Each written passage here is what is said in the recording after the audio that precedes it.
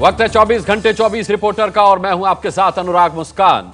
PoK में भारत के surgical attack पर आज क्रेडिट को लेकर के सियासी क्रॉस फायर हुआ है। आतंक पर पाकिस्तान के ही अखबार ने नवाज शरीफ को बेनकाब किया तो देश में काले धन पर आज बड़ा खुलासा एक मुख्यमंत्री ने किया। ये सारी खबरें रफ्तार के साथ आप देखिए। शुरुआत कवर स्टोरी के साथ।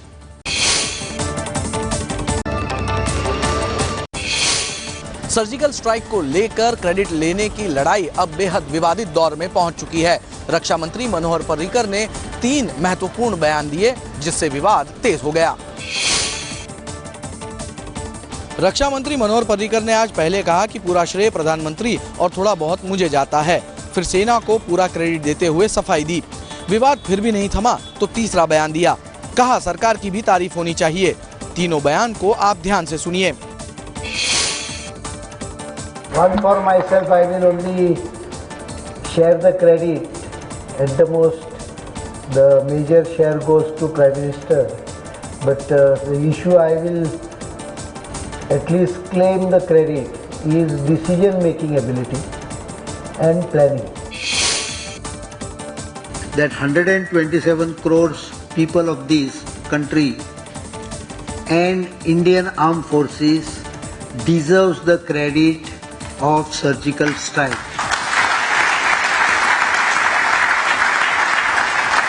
My and your contribution is 1 by 127 crores. We don't take credit for surgical strikes, but I think everyone should realize that it is government who takes decision, and that government needs to be cheered up for the decision which it took boldly. Surgical strike को लेकर UP में मनोहर पर्रिकर का सम्मान भी हो चुका है। पर्रिकर ने यह कहा था कि हनुमान रूपी सेना को बल याद दिलाया गया। सर्जिकल स्ट्राइक के लिए प्रधानमंत्री मोदी को क्रेडिट देने का विवाद ही मनोहर पर्रिकर के बयान से नहीं जुड़ा, बल्कि रक्षा मंत्री ने मनमोहन सिंह सरकार के दौरान हुए ऑपरेशन जिंजर को भी सर्जिकल स्ट्राइक मानने से साफ इनकार कर दिया। पूर्व रक्षा मंत्री शरद पवार ने कहा था कि यूपीए राज में पीओके में घुसकर 4 सर्जिकल अटैक हुए थे। ये भी खबर आई थी कि यूपीए राज में 2011 में सेना ने पीओके में घुसकर ऑपरेशन जिंजर को अंजाम दिया था। पाक सैनिकों के सिर काटकर भारतीय सैनिक लाए थे। रक्षा मंत्री मनोहर पर्रिकर ने ऐसे दावों को खारिज कर दिया। There is no surgical strike any time earlier. Okay. What probably they are quoting are what is called as action taken by border action teams. Correct. These are common practices across globe and also in Indian Army. उनकी बहादुरी को Bharatiya Janata party के रंग में रंगने का प्रयास ना करें और उसके लिए झूठे श्रेय की जो अपनी पीठ थपथपाने की होड़ लगी है उसको फौरी तौर से बंद किया जाए। मनोहर पर्रिकर ने यह भी कहा कि पिछले 30 सालों का गुस्सा सेना ने 29 सितंबर को निकाला और अब दुश्मन समझ चुका है कि भारत कतई बर्दाश्त नहीं करेगा। प्रधानमंत्री मोदी ने खुद नेताओं को सर्जिकल स्ट्राइक पर बढ़-चढ़कर बयान देने से रोका था, लेकिन सियासी माइलेज के लिए यह महाभारत बढ़ती जा रही है। शासन के नेतृत्व में हमारे सेना ने जो साहस दिखाया है, शौर्य पूर्वक जो काम यशस्वी करके दिखाया है, फिर एक बार पूरी दुनिया में भारत की सेना की प्रतिष्ठा ऊंची हो गई। सरकार अगर कोई कर्तव्य निभाती है तो वो सरकार का कर्तव्य होगा, श्रेय नहीं होगा। जहाँ तक प्रधानमंत्री का सवाल है तो प्रधानमंत्री जी के नेतृत्व में हुआ है। उनकी रणनीति देश और विदेश में काम सफल रही है। मनोहर पर्रिकर का साहब का बयान तो जैसे लगता है जैसे छोटे बच्चे नहीं होते हैं कि मैंने तुम्हारा घर तोड़ दिया तो मैं तुम्हारा घर तोड़ दूंगा, इस तरह का बयान है। आज मायावती ने भी वार किया, कहा काश लखनऊ में दशहरा मनाने गए प्रधानमंत्री उन जवानों का भी जिक्र कर देते जिन्होंने सर्जिकल स्ट्राइक को अंजाम दिया। पांपोर में मिलिटेंट से चल रही मुठभेड़ आज 57 घंटे बाद खत्म हुई। 2 मिलिटेंट मारे गए। सोमवार सुबह 6:30 बजे पांपोर की ईडीआई बिल्डिंग में मिलिटेंटों को घेर कर सेना ने ऑपरेशन शुरू किया था। इस इमारत में 60 कमरे और 60 टॉयलेट थे, यानी 120 जगहों पर मिलिटेंटों को ढूंढना कठिन था। आज हेलीकॉप्टर से बिल्डिंग के ऊपर निगरानी की जा रही थी। सेना आज इमारत के भीतर घुसी और ऑपरेशन को खत्म किया। जब भी वो काम करने के लिए जब अंदर घुसना होता है तो हमें बिल्डिंग को प्रिपेयर करना पड़ता है। तो प्रिपरेशन के अंदर में 1-2 दिन लगते हैं। वही प्रिपरेशन वाला काम हमने किया 10 तारीख को और 11 तारीख को, और आज 12 तारीख को सुबह के टाइम पर 9 बजे फिर हमने उसके अंदर एंट्री करी थी। मंशा उनकी यही थी कि वो हाईवे पे अटैक करे या शहर के अंदर अटैक करे और उससे वो मैक्सिमम कैजुअलिटीज जो है सिक्योरिटी फोर्सेस पे इन्फ्लिक्ट करे। मारे गए मिलिटेंट लश्कर तैयबा के बताए जा रहे हैं जो जहलिम के रास्ते दाखिल हुए थे। संयुक्त राष्ट्र में पाकिस्तान ने किया झूठ का प्रचार, कश्मीर में कथित अत्याचार के खिलाफ दिया डोजियर। यूएन में पाकिस्तान ने फिर कश्मीर का रोना रोया है। नवाज शरीफ के विशेष दूत ने कश्मीर में मानवाधिकारों के उल्लंघन का मुद्दा उठाते हुए यूएन अध्यक्ष को डोजियर सौंपा। इससे पहले संयुक्त राष्ट्र में अपने भाषण के दौरान नवाज शरीफ ने हिजबुल आतंकी बुरहान वानी का जिक्र किया था, जिसे लेकर उनकी पूरी दुनिया में आलोचना हुई थी। भारत ने सोमवार को यूएन में पाकिस्तान को विश्व शांति और स्थिरता के लिए सबसे बड़ा खतरा बताया था। पाकिस्तान में फिर सेनाध्यक्ष राहिल शरीफ का कार्यकाल बढ़ाने की मांग हुई तेज। कराची की मुख्य सड़क पर लगे पोस्टर। राहिल शरीफ के समर्थन में लगाए गए पोस्टरों में लिखा गया है कि राहिल शरीफ आ जाओ, जाने की बातें जाने दो। इस पोस्टर में जहां राहिल शरीफ से अपने पद पर बने रहने की अपील की गई है, तो वहीं नवाज शरीफ सरकार से भी राहिल शरीफ को एक्सटेंशन देने की मांग की गई है।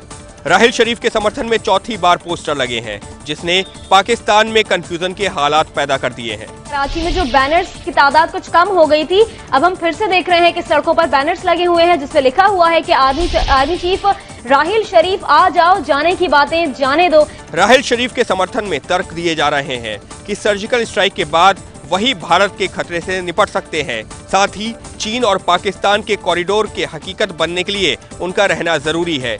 ऐसी भी खबरें हैं कि राहिल शरीफ भारत की सर्जिकल स्ट्राइक का बदला लेना चाहते हैं, इसीलिए वो खुद भी अपने पद पर बने रहना चाहते हैं।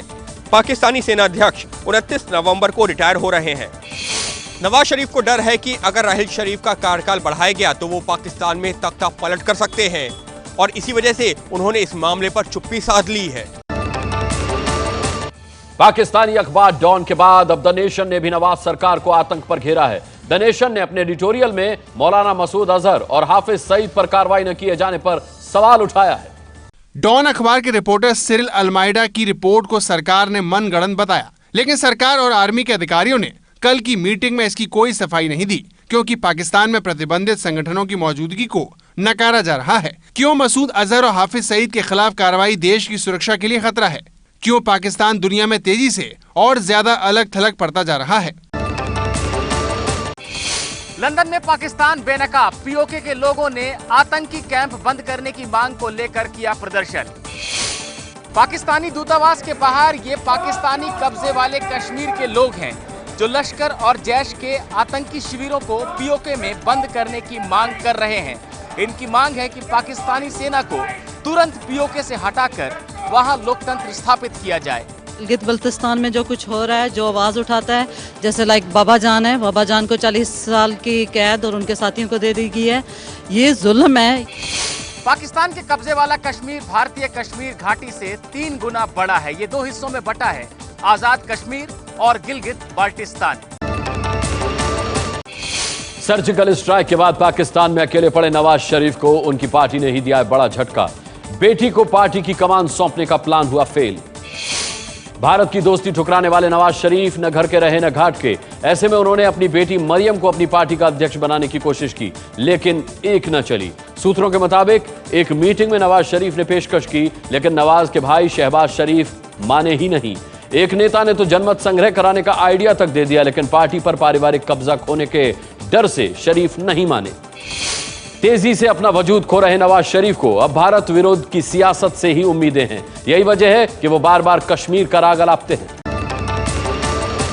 देश में सरकार की स्कीम के तहत लोगों ने खुद 65,000 करोड़ रुपए के काले धन को सार्वजनिक किया। यह बात 1.5 हफ्ते पुरानी है, लेकिन बड़ी खबर आज है। क्या है खबर, देखिए।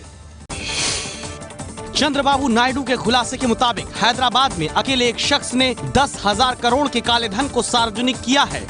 नायडू के मुताबिक हैदराबाद में जब कुल 13,000 करोड़ का काला धन सामने आया, तो उसमें से अकेले एक शख्स का 10,000 करोड़ रुपए का काला धन है। नायडू ने इस खुलासे के साथ अपने एक राजनीतिक विरोधी की तरफ इशारा किया है। नियमों के मुताबिक ये शख्स कौन है, ये सार्वजनिक नहीं किया जा सकता। उत्तर प्रदेश का चुनाव जीतने के लिए बीजेपी यूपी में परिवर्तन यात्रा निकालेगी। सूबे के 4 कोनों से शुरू होने वाली यात्रा लखनऊ में मोदी की रैली के साथ संपन्न होगी। जय श्री राम, जय श्री राम, जय जय श्री राम, जय जय श्री राम। राम के सहारे यूपी की सत्ता पाने वाली बीजेपी अब 14 साल बाद सत्ता का वनवास खत्म करने उतर रही है। 5 नवंबर को सहारनपुर से लखनऊ की यात्रा निकलेगी। 6 नवंबर को ललितपुर से लखनऊ, 8 नवंबर को बलिया से लखनऊ की यात्रा और 9 नवंबर को सोनभद्र से लखनऊ की यात्रा निकाली जाएगी। 50 दिन तक यूपी में चलने वाली बीजेपी की परिवर्तन यात्रा की शुरुआत शहर के बड़े मंदिर या श्रद्धा के केंद्र से शुरू होगी। बीजेपी की परिवर्तन यात्रा का समापन लखनऊ में 25 दिसंबर को वाजपेयी के जन्मदिन पर नरेंद्र मोदी की रैली के साथ होगा। आज लोहिया की पुण्यतिथि पर समाजवादी घराने का झगड़ा सबके सामने फिर आ गया। राम मनोहर लोहिया की पुण्यतिथि पर आज अखिलेश यादव अकेले ही श्रद्धांजलि देने पहुंच गए। वहां चाचा शिवपाल मौजूद थे, लेकिन बात नहीं हुई। बाद में मुलायम सिंह यादव पहुंचे, लेकिन अब तक हर साल सब साथ आते थे। उधर दिल्ली में जो पोस्टर होर्डिंग लगे उसमें शिवपाल यादव की फोटो तक नहीं दिखी। मुलायम सिंह यादव जब कार्यकर्ताओं को संबोधित करने पहुंचे तो वहां भीड़ भी बहुत कम थी। मुलायम ने नसीहत दी, सबको अपनी जिम्मेदारी समझनी होगी। पंजाब के मानसा जिले में अवैध शराब के धंधे में एक दलित युवक की हत्या, मुख्यमंत्री के ड्राइवर के परिवार पर आरोप। वारदात मानसा जिले के गुरांगना गांव की है। कातिल हत्या के बाद दलित युवक सुखचैन सिंह का एक पैर काट कर ले गए। इस मामले में 6 लोगों के खिलाफ केस दर्ज हुआ है। वहीं पीड़ित परिवार का कहना है कि आरोपी सीएम प्रकाश सिंह बादल के ड्राइवर निरंजन सिंह के परिवार का है, लिहाजा पुलिस भी उसकी मदद कर रही है। वारदात के बाद कांग्रेस पार्टी ने एक बार फिर बादल सरकार पर ड्रग और शराब माफिया की सरपरस्ती का आरोप लगाया है। ऊना कांड और दलित अत्याचार के विरोध में विजयादशमी पर गुजरात के 300 से ज्यादा दलितों ने किया धर्मांतरण। बौद्ध धर्म को हिंदू धर्म से ज्यादा मानवीय बताया। विजयादशमी के मौके पर अहमदाबाद में बुराई के रावण का दहन हो रहा था। उसी दौरान शहर के दानी लिमड़ा इलाके में करीब 150 दलित हिंदू धर्म छोड़कर बौद्ध धर्म की दीक्षा ले रहे थे। इसका आयोजन गुजरात बुद्धिस्ट एकेडमी ने किया था। गुजरात बुद्धिस्ट एकेडमी के मुताबिक अहमदाबाद के अलावा गुजरात के कलोल में 65 और सुरेंद्रनगर में 11 और नागपुर में गुजरात से गए 90 दलितों ने बौद्ध धर्म की दीक्षा ली। साल 1965 में विजयादशमी के दिन ही डॉक्टर भीमराव आंबेडकर ने छुआछूत और भेदभाव के विरोध में हिंदू धर्म छोड़कर बौद्ध धर्म को अपनाया था। यूपी के मुरादाबाद में रावण दहन के दौरान हादसे में एक शख्स की मौत हो गई। मुरादाबाद में रावण दहन के बाद पुतले की जलती लकड़ियों को बटोरने की परंपरा चली आ रही है। लोग जलते पुतले की तरफ भागे, तभी रावण के पुतले का जलता हिस्सा गिरा और धर्मेंद्र दिवाकर नाम के शख्स की मौत हो गई। मृतक धर्मेंद्र दिवाकर रावण दहन के दौरान लोगों को संभालने के इंतजाम में ही लगे हुए थे।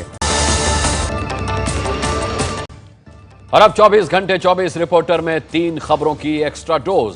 जम्मू कश्मीर और देश की सुरक्षा पर गृह मंत्री और रक्षा मंत्री ने बैठक की। केरल में कल बीजेपी कार्यकर्ता की हत्या के विरोध में हड़ताल, सिविल सर्विस और यूनिवर्सिटीज की परीक्षाएं रद्द। बद्रीनाथ के कपाट 16 नवंबर को होंगे बंद।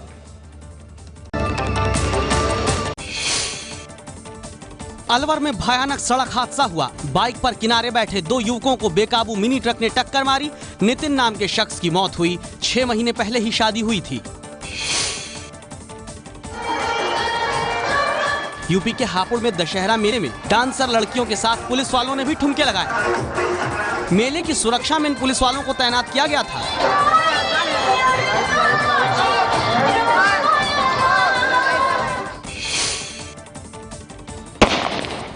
दशहरे पर शस्त्र पूजा के बाद एमपी के खंडवा में कलेक्टर और एसपी ने हवाई फायरिंग की। वीडियो सोशल मीडिया में वायरल हुआ। केरल के कन्नूर में सीपीएम कार्यकर्ता की हत्या के 2 दिन बाद बीजेपी कार्यकर्ता की बेरहमी से हत्या कर दी गई। मंगलवार देर रात कन्नूर में बीजेपी के 25 साल के कार्यकर्ता रेमित की धारदार हथियारों से हत्या कर दी गई। इसे बदले की कार्रवाई माना जा रहा है, क्योंकि 2 दिन पहले सीपीएम के 52 साल के कार्यकर्ता का कत्ल हुआ था। बीजेपी ने कल पूरे केरल में बंद का ऐलान किया है। केरल में लेफ्ट की सरकार बनने के बाद अब तक 300 से ज्यादा राजनीतिक हमले की खबरें आ चुकी हैं। बीमार चल रही तमिलनाडु की मुख्यमंत्री जयललिता के विभाग को ओ पनीरसेल्वम को सौंपे जाने के बाद विवाद खड़ा हो गया है। राज्यपाल ने जयललिता के विभाग वित्त मंत्री ओ पनीरसेल्वम को सौंपे तो करुणानिधि ने सवाल उठाया। पूछा, जब जयललिता से कोई मिल ही नहीं सकता तो कैसे ये राज्यपाल को कहा गया। आज जयललिता का हालचाल जानने के लिए अमित शाह और अरुण जेटली चेन्नई के अपोलो अस्पताल पहुंचे। जयललिता की सेहत से जुड़ी अफवाह फैलाने के अब तक 45 मामले दर्ज किए जा चुके हैं और 3 लोगों की गिरफ्तारी भी हो चुकी है। जिमनास्ट दीपा कर्माकर तोहफे में मिली BMW कार लौटाएंगी। परिवार ने कहा, त्रिपुरा में कार का रखरखाव मुश्किल। सेल्फी की ये तस्वीर तब की है जब रियो ओलंपिक के बाद इन चारों खिलाड़ियों को हैदराबाद बैडमिंटन एसोसिएशन की ओर से सचिन तेंदुलकर ने BMW कार की चाबी सौंपी थी। लेकिन दीपा और उनका परिवार 30 लाख की इस लग्जरी कार को लेने का इच्छुक नहीं है। दीपा के पिता का कहना है कि त्रिपुरा में ना ही सड़कें अच्छी हैं, ना ही BMW कार का सर्विस सेंटर, लिहाजा रखरखाव बहुत महंगा पड़ेगा। दीपा के कोच विश्वेश्वर नंदी के मुताबिक Hyderabad badminton association BMW car के बराबर की कीमत दीपा के बैंक खाते में जमा करने के लिए मान गया है ताकि दीपा अपने सुविधा अनुसार कार खरीद सके। गाय भैंस बेचने के लिए ऑनलाइन हुए हरियाणा के किसान। OLX पर बेचने से मिल रहा है ज्यादा मुनाफा।